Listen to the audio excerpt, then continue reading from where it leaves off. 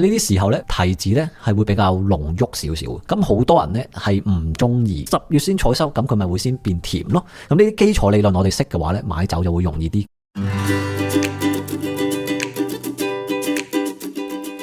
涼爽氣候嘅特徵啦，呢啲咧就係接近法國嘅北部啦，同埋德國嘅地方。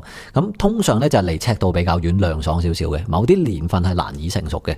而家係咁樣講啦，咁其實咧以前係真係堅真嘅，但係而家即係只限啲英國嗰啲地方嘅。以前英國係種唔到提子去做 sparkling wine， 而家已經開始種到啦。可能有啲聽眾係英國人啦，我有啲移咗英嘅香港澳門朋友都話啊，我哋有陣時候都係去坐下收啊，整下 sparkling wine 啊，週末嘅時候揸架車去。咁點解可以咁樣？就係因為全球暖化，好似英國呢啲咁嘅地方凍咗啦，都係可以種植提子嘅。以前唔得㗎，因為英國嗰邊係51緯度。就知點解我馬鞍山咁嘅樣，就同我改個名叫英俊，即係大清古，都要好憎你先改到個咁嘅。俾張相大家睇啦，呢個係香港團嚟㗎，10零年前嘅時候，跟咗一個香港嘅團去咗 Burgundy 係 Chablis 嚟嘅。大家可能唔係好知道究竟法國係有幾凍，你會望到呢張咧係14年7月初嘅時候我哋一齊影嘅相嚟嘅。你見到大部分嘅人咧都係着長袖衫嘅，咁包括我啦，甚至乎一個英國嘅 Master of Wine 咧都係着長袖衫，其實都係偏凍嘅。即係可能我哋新聞有陣時候聽到話啊有熱浪喎，去到40幾度，會唔會成個歐洲都係咁熱呢？其實係唔會嘅，可能只係1-2個禮拜，然後之後呢，佢又變翻10幾度、20度。咁呢啲地方呢，通常呢，包括剛才嗰張相呢，都係種植白提子嘅凍嘅地方。寒冷嘅氣候對提子嘅影響就係糖分低啲啦，酸度高啲啦。咁但係呢，我都係想依然係俾個 PowerPoint 你可以翻去重聽。咁就係溫度比較低，提子就成熟得比較慢，糖分累積咧就會比較低，咁酸度咧就會比較高。忽然間，我全身嘅毛管都凍起晒，我發覺喺我身後邊有一股好勁嘅能量湧緊入嚟，直覺話俾我知有一個猛人入緊嚟。諗翻我哋講雀仔嗰個例子，就係太陽曬到落嚟，個溫度冇咁暖啦，咁咪冇咁快成熟咯個提子，咁我唔可以抌咁多糖出嚟吸引嗰隻雀仔嚟食㗎，所以佢係會偏緩慢少少。所以你飲開啲德國嘅葡萄酒，如果你係飲 dry Riesling 嘅話，好多時候都係12、13度嘅，因為佢真係未有咁曬。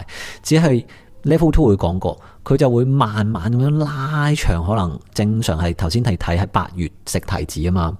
日本咁可能9月10月先採收，咁佢咪會先變甜咯。咁呢啲基礎理論我哋識嘅話咧，買酒就會容易啲去 get 究竟我哋點樣去買邊個 style 自己係中意嘅啦。咁呢啲地方咧有個特點嘅就係佢哋嘅葡萄酒咧，即使係遲採收都好啦，佢哋啲水果係 fresh 啲嘅。即係譬如我哋食一啲蘋果，早幾日我買咗個差唔多成40蚊嘅清心丸蘋果俾我小朋友食，佢哋平時都唔係好中意食蘋果，佢食落哇幾好食喎。唔太甜，但係有個酸味喺度嘅。嗰兩隻嘢咧就喺度嚼晒佢，留翻低得2片俾我。咁所以咧，我哋就理解到其實咧好嘅生果，甚至乎係包括提子啦，唔係話真係得個甜味，好似呢啲地方，有個酸度嘅葡萄酒係唔錯嘅。毛小姐啊，近排好多客投訴話好多閒人出入，咁你知啦，啲人啲樣咁古靈精怪。明嘅，有好多人咧留長頭髮咧，當正自己係木村拓哉餅人咁。我係你啊，我報警添啦。好啦，到溫暖氣候產區嘅特徵啦，跟住譬如近赤道啊、澳洲啊、加州啊嗰啲地方啦，咁呢啲地方咧陽光就會比較勁，成熟就唔係一個問題啦。怕咧就係怕 overripe 嘅啫 ，overripe 嘅葡萄酒就會變咗好 jammy 嘅啦，就好似嗰啲焦黑掹掹嘅時候咧，我真係唔係咁中意食。咁咧我就其實有個主張，因為我自己讀書咧，中學係冧班啊差嗰啲嚟，我係記唔到嘢，但係我發覺咗一個方法去了解嘢咧，係比較容易去記，就係諗翻疫情啱啱開始嘅時候啦。澳洲係發生好嚴重嘅山火，燒死咗成1億隻動物嘅。咁另外呢，今年嘅年初啦LA 嘅時候呢，好似陳冠希都走出嚟講嘢，就話哇燒得好勁喎，點喎。跟住呢，你就可以諗起啦，其實呢兩個地方都係熱先係會有山火。你睇法國幾時會有山火啊？係咪？法國成日落雨噶嘛，跟住呢又涼爽噶嘛。咁你嗰個地方落得雨多，譬如啲樹木多水嘅話，咁咪難啲燒着咯。所以你好容易可以記到呢。係澳洲同美國係熱啲嘅，咁你會知道啦。譬如我買葡萄酒，我唔係咁中意酸味嘅，我中意果味嘅，咁你咪買呢兩個地方就得咯。奴才恐怕英國人會親口同老佛爺你講 fuck you 啊！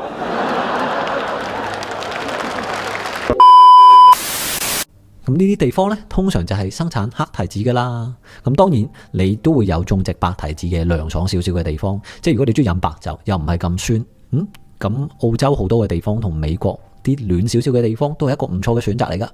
咁炎熱氣候對葡萄酒嘅影響就係高啲嘅溫度啦，糖分高啲啦，酸度就會比較低咯，果味又會比較熟少少啦。咁同樣啦，都係整理咗個 PowerPoint 翻嚟嘅，溫度係會直接影響嘅。去到一定嘅溫度，唔超過35度，但係有30零度嘅話，佢係會不斷咁樣加快佢新陳代謝，令到佢糖度好高，咁個酸度就會較低。咁喺呢啲時候呢，提子呢係會比較濃郁少少。咁好多人呢係唔中意嘅，因為葡萄酒呢就會生產咗一啲好似水果乾咁嘅味道。即係幻想下你去超級市場，你會想買一個新鮮嘅生果定係買果 jam 食嗰個 feel。其實呢就係呢10年嘅 trend 嚟，因為呢10年嚟呢，其實大家都唔係好中意啲好 heavy 嘅嘢，然之後呢就係由啲好 oaky 嘅葡萄酒14、15度，慢慢咁減低到去12、13度，甚至乎而家呢，你喺超級市場仲會見到有啲係叫 low alcohol 得10度嘅葡萄酒，甚至乎係 zero alcohol 嘅葡萄酒都有整緊。所以呢個結論就係呢個反而就係一個問題啦。而家我通常呢排搞活動嘅時候呢，去搞啲好香嘅 Burgundy， 唔係咁 rich 嘅 Burgundy， 通常都係會俾人哋感覺到係好中意。10個 participant有9個係中意，可能剩翻低嗰個都係，哇，好似我有啲問題咁樣。所以個風氣係改緊，即係換轉嚟講咧，係咩意思咧？係你哋就係咧，你要睇翻嗰個葡萄酒嘅產區係熱唔熱啦，跟住再睇翻個葡萄酒嘅酒精度。呢兩樣嘢係 level 1上邊咧，係會非常之容易幫到你。即係譬如一個美國嘅葡萄酒得13度酒精度啊。咁佢呢可能就會啱你嘅口味啦，因為佢夠果味，但係呢，佢好可能就提早採收，仲會有少少嘅酸度，唔算係好濃。但係如果你買一個美國嘅葡萄酒14、15度酒精度，都係加州嘅，咁個味道就會濃少少啦。哇！佢嗰副尊容呢，真係告佢非禮呢，你唔使攞證據，順便告埋打劫都入。咁我再俾多啲嘅資訊大家睇啦。其實呢，提子同埋生果係一模一樣，因為提子就係生果嚟噶嘛。譬如好似見到呢張圖圈咗 table grapes 同 raisin。仲有 Pinot Noir 同 Cabernet Sauvignon 呢兩個提子。Pinot Noir 同 Cabernet Sauvignon 咧，我哋係經常之講嘅，因為法國嘅提子品種，你會見到咧 Pinot Noir 咧其實係中意啲涼爽啲嘅地方，所以咧就會種植咗喺 Burgundy 呢個涼爽嘅地方。Whereas 如果係喺波爾多咧，佢係一個暖啲嘅地方嚟嘅，咁佢咧就適合種 Cabernet Sauvignon 啦。咁所以咧，你係可以去咁樣睇嘅。去睇翻個地方啦，睇翻個提子品種啦，呢樣嘢呢就係學葡萄酒嘅根基嚟嘅。如果你報名咗 Level 1睇咗呢個 PowerPoint，你學 Level 2、Level 3咧係會更加容易去明白呢一啲嘢。點解 Pinot Noir 成日都種喺啲車厘子嗰啲地方嘅？點解 Cabernet Sauvignon 佢種嘅地方呢，可能有啲其他熟少少嘅生果啊、桃啊嗰啲咁嘅嘢。呢度俾多少少資訊大家，你會望到呢，上網呢係有啲咁嘅圖嘅，你可以睇到有啲地方熱啲，有啲地方凍啲，睇到氣溫係點。譬如撒哈拉沙漠咁嗰啲，肯定係好鬼熱噶啦。咁你就會知道啦，葡萄酒第一個 matrix 係呢個圖嘅溫度啦，第二個 matrix 呢究竟係佢幾靠近嗰個尺度。咁越靠近就越熱，越離得遠呢就越涼爽。只要靠呢兩個 matrix，我哋講嘅陽光啊同埋熱量呢，就可以幫你理解個葡萄酒嘅大半部分噶啦。你哋又係嘅，一個二個，一個人樣衰啊，已經係缺陷嚟噶啦嘛，應該學我咁樣，有啲同情心啊嘛。呢度有少少嘅總結啦，我哋睇一個葡萄酒要睇溫度啦，溫度會影響佢嘅糖分嘅累積啦。陽光嘅話咧就影響佢嘅光合作用啦，話明光合作用就一定係有陽光啦，係咪？越多陽光個溫度又夠嘅話，佢就會成熟得多，酸度就會比較低啦。咁一個葡萄酒呢，係同氣候係非常之相關。Level 2我哋就會講到唔同嘅年份嘅葡萄酒係點樣啦。Level 3如果你上實體課嘅話，我哋仲會更加揾唔同嘅葡萄酒去俾你哋試下年份嘅分別係點啦。我哋都會搞一啲獨家嘅會員活動去俾大家試下。既然同一個品牌啦，唔同嘅年份，凍嘅年份、熱嘅年份，甚至乎落雨嘅年份、乾旱嘅年份，飲得出係有啲咩分別啦。因為呢啲呢係好睇 consumer preference 嘅，你要知道自己嘅 preference， 你先可以去同個 sales 講。你淨係同個 sales 講話好 fruity， 咁 fruity 得嚟你要有酸度啊，定係冇酸度？呢啲 matrix 咧，你要識得溝通先得咯。睇認唔到邊個非禮你嘅？佢啊，化咗灰我都認得佢啦，佢個樣啊特別衰過人噶。哼，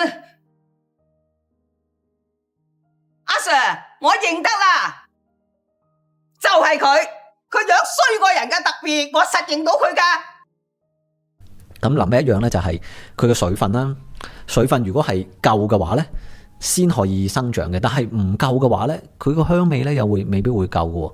咁所以呢，呢啲 matrix 呢，就係其實你讀 level 2、level 3、level 4，甚至乎係 MW 咁樣去慢慢理解落去嘅。